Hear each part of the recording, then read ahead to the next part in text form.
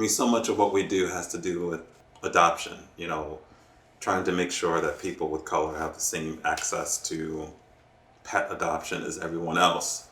But it it strikes me that adoption, right, has so much a part of your life. I think about it now more than I did before. But you are a Korean American person that was adopted by white American parents that is working in a field that is focused on adoption. You're married to me, which I think is a whole other form of adoption, right? You've adopted me into your family and me into yours, but you've also adopted this new stress that you never knew existed in the world in that adoption of me. Because now you've adopted, in many ways, my experience as a black man. And, and what does that mean? Like, Did you want to make me cry right out of the gates? What does that mean to me, adopting you into my life? I mean, that's not a bad thing.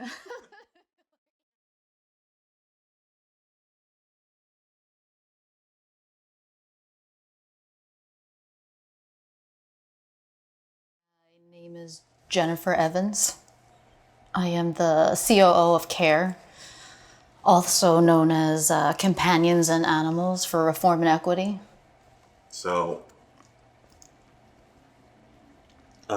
there's a lot of turmoil going on in the country, and I want to know how how does what's going on in the country relate to the challenges of the mission of care? How does it relate to the mission to care? There's a personal level. I think, with us, you're African American, I am Korean American. The things that are happening in the country directly emotionally affect us just because they are people that look like us, right? So I think there's one side where it can be debilitating because it is stressful. I mean, to hear these things constantly and to have to emotionally process those things and kind of, well, with us with children, I mean, sometimes it's suppress them and squash them, and sometimes it's painful sharing that information. So there's that one side where it's just difficult to work. And then it's difficult to share. I think people kind of expect you as a person of color to talk about it all the time and be okay with talking about it, and being the sounding board for like white people that are like, I'm so sorry, I can't believe it. And I think that their intentions are always good, but I don't often want to rehash it over and over. And then there's the work that we're doing. I mean, it is why we're doing what we're doing, right? And there are people that are still just they lack knowledge of actual history and facts, and want to make assumptions maybe because it's convenient for them. And we're constantly fighting this battle in work. So all in all, it's super stressful. I feel like we don't really get a break, so try to watch something lighthearted on television every now and then. So I mean, so much of what we do has to do with adoption, trying to make sure that people with color have the same access to pet adoption as everyone else. But it it strikes me that adoption, right, has so much a part of your life. I think about it now more than I did before. But you are a Korean American person that was adopted by white American parents that is working in a field that is focused on adoption. You're married to me, which I think is a whole other form of adoption, right? You've adopted me into your family and me into yours, but you've also adopted this new stress that you never knew existed in the world in that adoption of me. Because now you've adopted, in many ways, my experience as a black man. And, And what does that mean? Like, Did you want to make me cry right out of the gates? What does that mean to me, adopting you into my life? I mean, that's not a bad thing. Like you're like framing it so it's so bad already. It's not bad. I have to dab my eyes. I mean, first and foremost, I love you, and that's really all that matters. Whether that comes with stress or things that are upsetting, I don't care. I think that I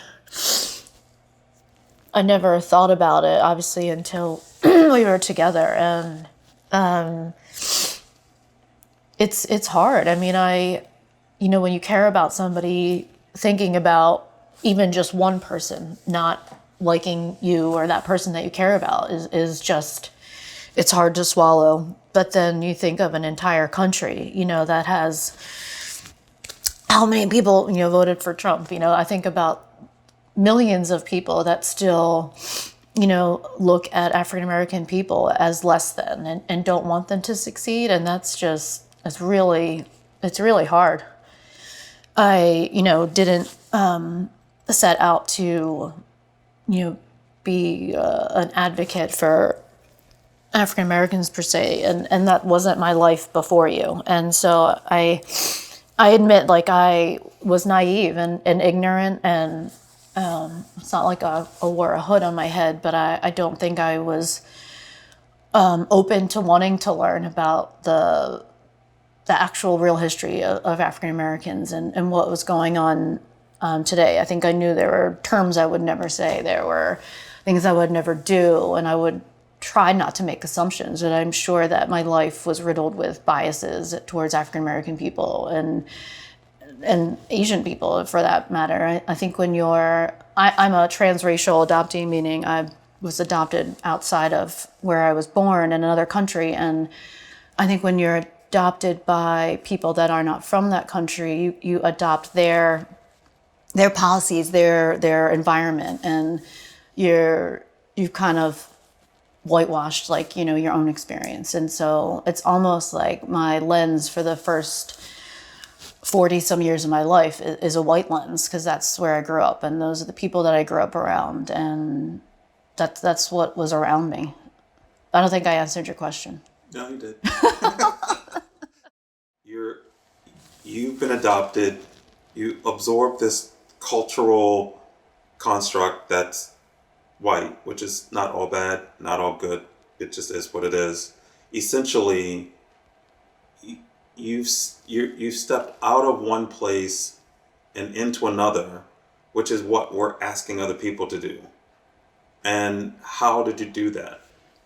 I mean, I think it was just wanting to know your pain, right? So if you had shared a story in the beginning and I knew I didn't have the knowledge or the education about why you were saying what you said or the emotion behind it, I earnestly just wanted to know what that was. So I think I asked a lot of questions and looked a lot of stuff up. I mean, I think in the beginning, I remember we had talked about Freddie Gray and, pre-you. Right. I remember being here and I remember being scared because they were talking about the riots in the news, and that's all. And actually my parents were here. That's all that was on the television. And I don't remember thinking that Freddie was a criminal, but I don't remember thinking I felt bad for him. And that, has changed, and that strikes me now. I don't remember wanting the court case for the police officers necessarily to win either, but I don't remember it being the other side too, where I really wanted to invest in finding out what happened while he was in that transportation vehicle. So I don't remember what you said, but I remember it kind of like put me in check, like wow, that's a different lens than I had viewed that scenario or that situation. And So I just started asking you questions. I think alongside that, it was a lot of purposeful book reading and more documentary watching and just really stopping to pay attention. You know, I could have said 10 years ago, I love that movie. What's it called? What is that thing? Blindside. Blind Thank you, Side. John. So I remember thinking I love that movie. And I love that movie, I think, just for the same reason everybody else loves that movie, because this underserved person is being saved. And and not until I met you did I think about maybe why that's a common theme and maybe it needs to be changed, because that goes into our work, right? Like, it doesn't have to be a person that's white that has to be the savior, because people of color can save themselves. And as I was going through this, you know, the kids are coming back and sharing what they're learning, and then it was painful too. You know, the education system, or at least the public education system in Maryland, like 5 years ago, did a horrible job about telling about African American history, any history really, that I think needs to be included. I mean, I can look back when I went to school, and I went to a private school. The Black history I learned, which is probably what everybody did, is there was slavery, and then it ended, and then there was Rosa Parks, and then there was Martin Luther King, and now everybody's free, and so we have equal things. And why are people complaining? And you know, if you're not that color, if you're not that, you don't have that family, and those are not your people, then you have to really do extra digging to find out what really is going on, right? Like, I was not African American, so I think in that moment and through my life, I didn't have to learn about it, right? It wasn't affecting me, it wasn't affecting my parents or my children, and it wouldn't. And that is a luxury that people have that I didn't even think about before I met you. Do you think that being a woman of color was something that you realized you were before George Floyd, before C.A.R.E?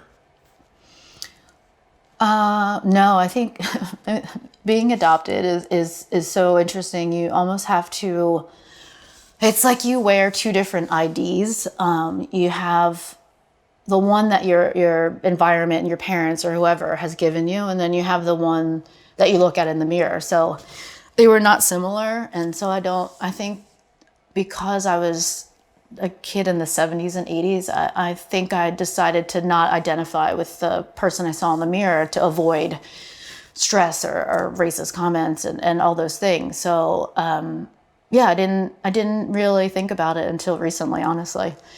I just knew that I looked different, and I knew that people would make fun of me or judge me or tell me to go back to my country. But yeah, it's never been something I've been proud of, honestly, until recently, and that's like a whole nother story. Right, because now we have, I mean, the kids, right? So Yeah. you're adopted. You've adopted an entire Black family, right? And so I have nephews. I have nephews that we worry about. That, you know, I don't know who I'm more concerned about, myself or my nephews. I don't want to be in the car. I'm afraid to be with the kids alone. Why don't you talk about like the stuff that we try to explain to them? It's interesting, because as I'm going through learning, you know, I'm teaching them, and they're at such a young age, and with that age comes almost like a simpleness. But it's just, I think you and I have been good about being honest and not hiding things from them. Lately, you know, we've always done things without telling them, but we've been sharing with them now. But like when we travel, I mean, there's an immense amount of research that we both do, and I do more so on yeah. So I think people think it sounds crazy, but I mean, I do a lot of research and reviews, see who's going there. I look at pictures of like patrons that stay at a hotel or eat at a restaurant. I make sure that people of color aren't complaining about people being racist. I make sure we're not driving through towns like that. We make sure we get gas in major cities and never have to stop in smaller towns. Why? What are you worried about? I'm What? worried about somebody killing you. I mean, that's not funny. It's, you know, that would be the worst case scenario, right? But I'm worried about comments. I'm worried about people following us. I'm worried about the kids seeing that, but maybe they need to see it. I'm worried. I worry most because I think as a black man that presents how you do, right? You're not a small person, that people can easily assume from afar that you're violent and mean and a threat. And so your size will be an immediate, gunshot. It's so I can't, and I don't know as a woman who's small, like how I can fix that or get in the way or properly handle it so that I can get you out of that situation. And I think at this point I've realized I can't. And so, just recently we had that talk with the kids about, okay, if we get pulled over and James is driving, like, these are the things that we're going to do. James is going to keep his hands on the steering wheel. Like, I will get all the information out. If the cops are angry and yelling, like, just be calm. It's okay. We told Lila to use her phone and record it, but not to hold it out the window so the police see. She has to keep it down on the ground. And I actually just talked to our neighbor yesterday and told Andrew that maybe we might call somebody and just leave the phone on so they can hear the discussion. What has happened recently to kind of offset another challenge you may have seen this year, either in this work or in the world? Because almost the work we're doing is so connected to everything that's happening in the world anyway. It's almost like we can't extract ourselves from what's going on a racial justice front or the lack of justice front in the work we're doing. I'm just wondering, what was one of the highs and what was one of the lows? She's the highs of CARE and what we've accomplished.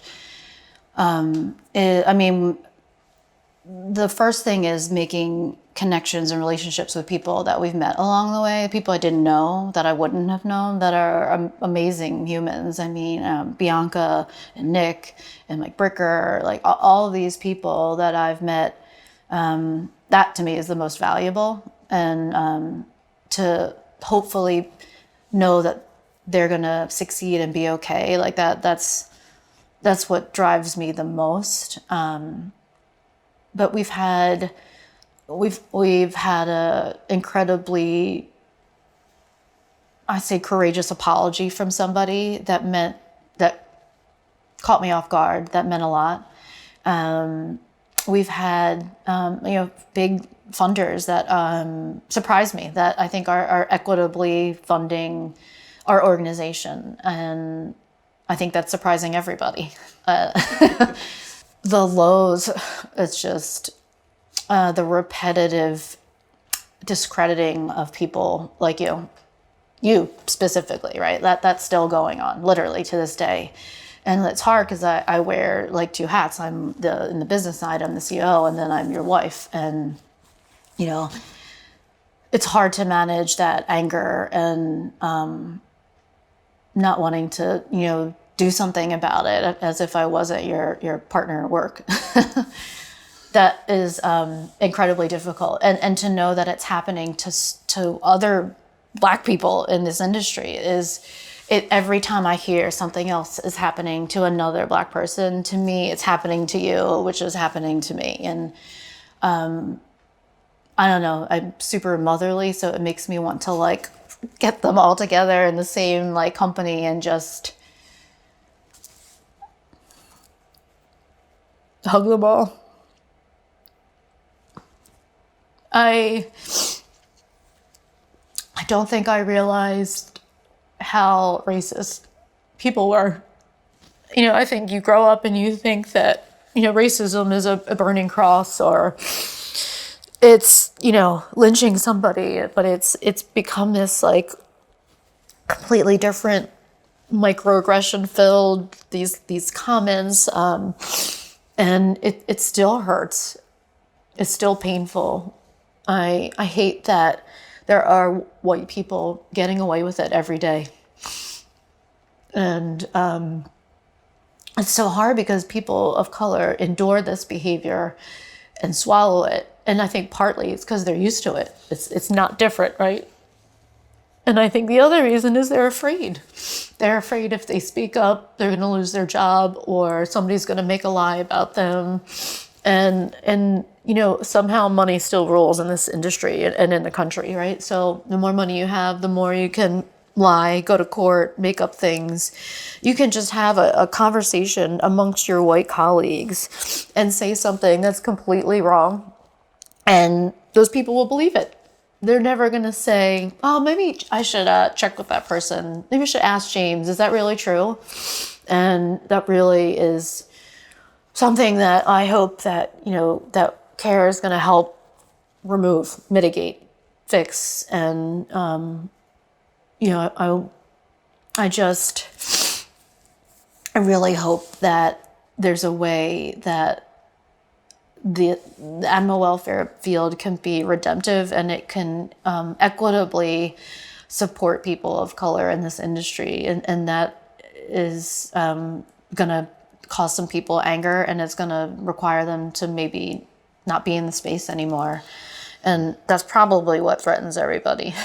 But I think about all the people that we were talking to in Atlanta, and we you know, after interviewing them, we said, what is it that you want? Like in terms of money, like what do you need? And they all gave this very basic, small salary.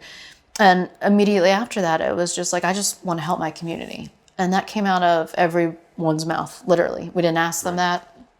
And it was genuine. And I think that's sometimes the problem in animal welfare. It's not, I want to help the community. It's, I want to be the star. I want to help myself. This is my organization. Like, this is how I'm going to run things, and you're going to do what I say. And that kind of mentality, I'm hoping won't win anymore. It may have for the past like 20, 30, whatever years, but I'm hoping that funders and people are looking for organizations that are actually looking to make systemic change, something that's not going to be short term. Today, right after the past couple of weeks that we've had, it really reminds me that we have to do our own thing, and we've been talking about it for a while. And we spend so much time, I say that as people of color, less me, more you, trying to convince people that we're okay, convince people we're not loud, we're not angry, we're just as smart as you are, maybe we do things different, but we're still going to get the same results, if not better. We spend all this energy explaining that and proving it, and it's in the questions that we have to answer for funds. It's in the questions we ask for while we're adopting a dog, or trying to, right? I've already gotten turned down 4 times for a dog. And that in itself is exhausting. And after a while, you know, I think as people of color, you have to like, either you get mad, right? Or you kind of like absorb that, and you're just used to it. And then do you live your life always overcompensating and always explaining and making sure? And, you know, I caught myself at the post office this past year where my parents live, and I went to a post office that I didn't want to go to because I knew it was in a small town and I was worried, but I had to go there because of weather. And the man behind the counter was like an older white man, and he didn't look at me. Well, he looked at me in the corner of his eye and totally didn't acknowledge me. And so right away, I'm like, okay, now I caught myself, and immediately I was like completely over friendly. I'm like talking really fast, and I'm basically kissing his ass. And, you know, when I left there, I was like, ew, like I realized what I did. And then I thought about like my lived experience of people, because obviously I'm Korean, can think that I'm kind of like, I've got an accent, or, you know, I'm right off the boat kind of Korea.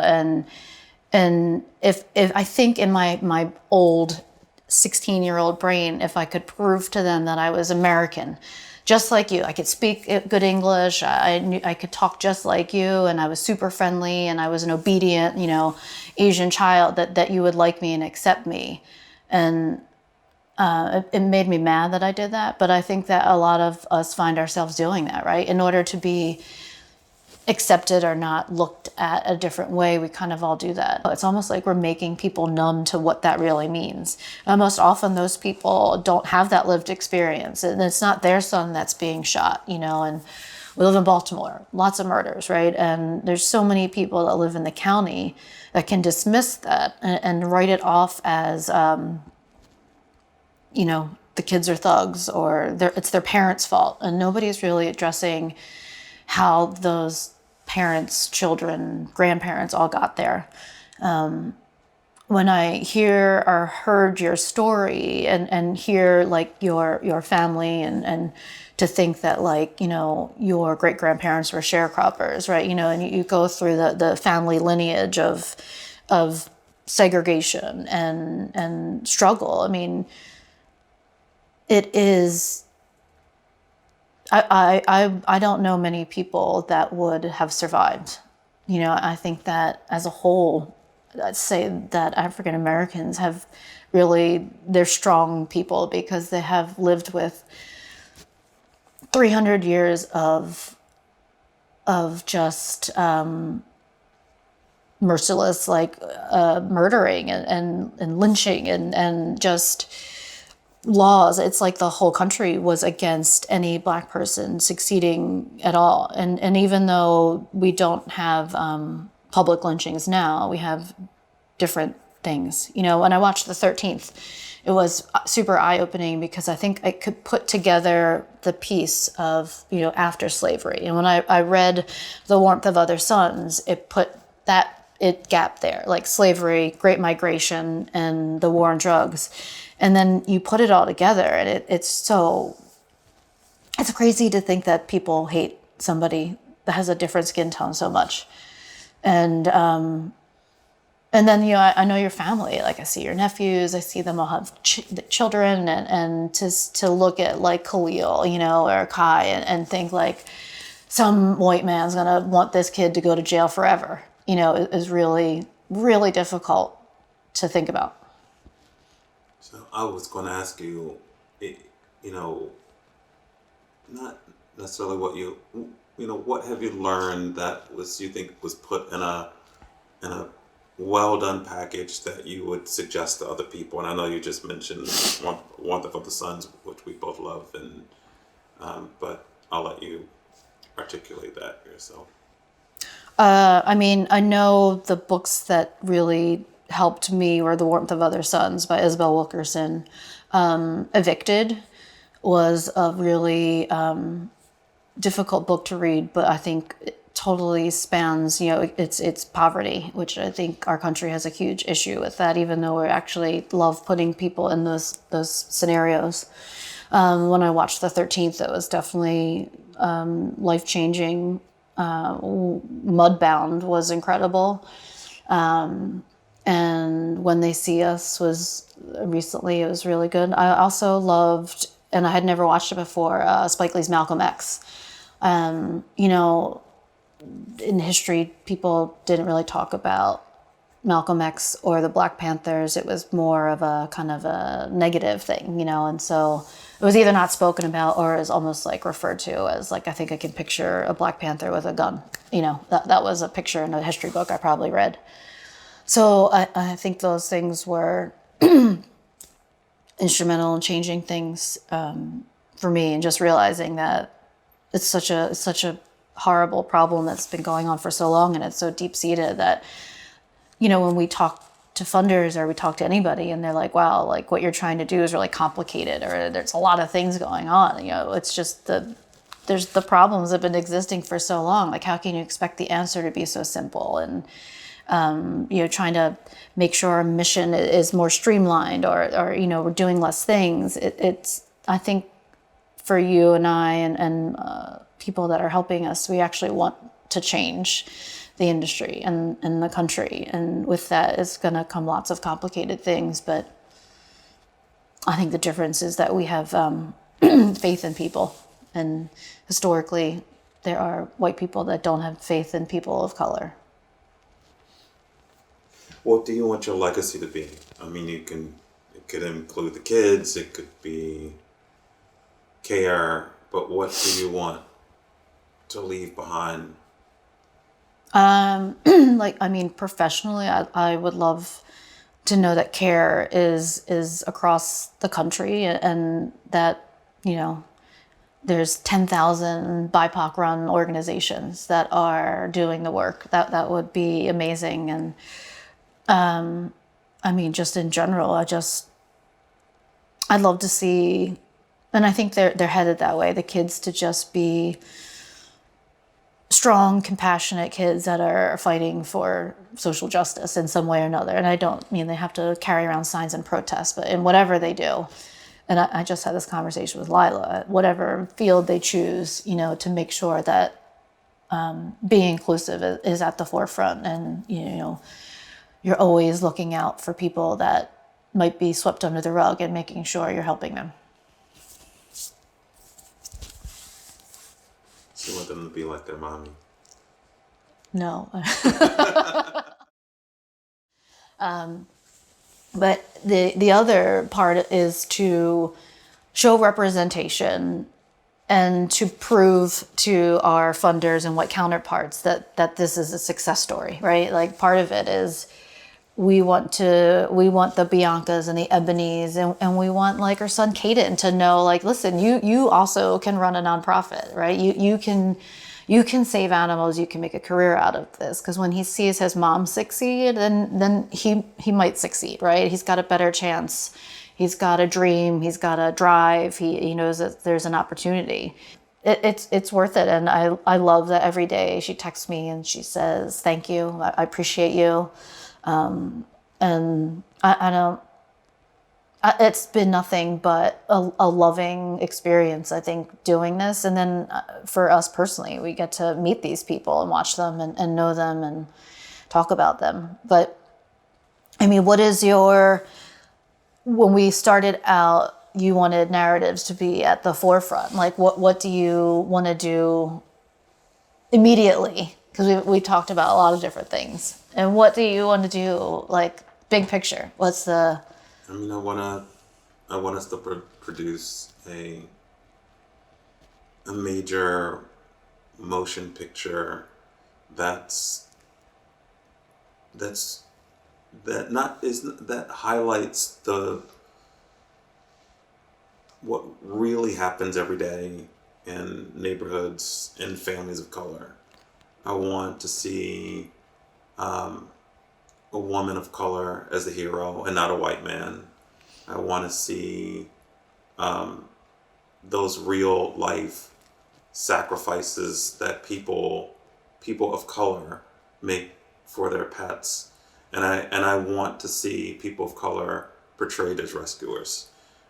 So often, people of color who are struggling, and not all people of color are, but the ones that are some of the ones that immediately pick up an animal and bring it into their home. So that person of color that might be getting a citation from animal control, saying that the dog is too thin, the dog is on a leash. I don't think we talk enough about that person is likely someone that picked up a stray and decided to bring that animal into their home, and not drop it off somewhere else, Right. but literally self-sacrifice. But that person is also now put in a spot by a landlord or an animal control officer or a rescuer in the community as not doing a good enough job taking care of the animal. And I want to highlight all the beautiful stories that I've heard and witnessed about people of color and pet companionship, because ultimately I think that having a pet, I think, is a miner's canary to your soul, because the way you treat your animal is, I think, very much the way you want to be treated. And I I think being able to show that people of color are compassionate in that way, hopefully will show that we have much deeper souls than what the world seems to narrate. You, now I'm interviewing you, is that funny?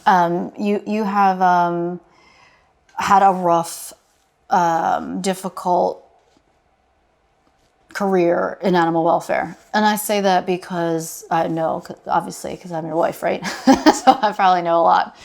I mean, my question to you is, why are you still in it? I mean, there are lots of things that you've heard, lots of things people have said, have currently said, and why invest your time with people in this space?